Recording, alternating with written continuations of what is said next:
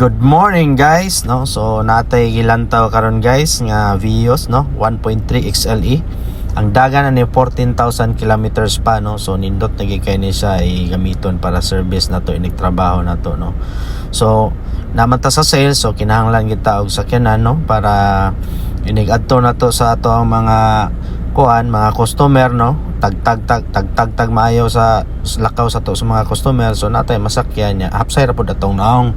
And then sayon ra pod i-transpo kung natay mga baligya, no? Kay nga naman naka-aircon naman pod, no? So kinahanglan sa sales, kinahanglan paspas ka mo trabaho, idol. Ang iyang offer day ani mga ka-idol is 24 months to pay, no? So mo down lang tagamay niya 24 months na dayon, no? So manageable ra pod.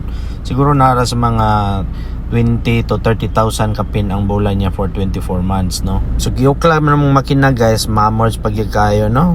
So good as brand new pag ni siya nga sakinan guys, kay mubo pa kay kilometrahe, pero okay na gid kay ni goods na gid kayo siya para iruta. Ikaw idol, basig ganahan ka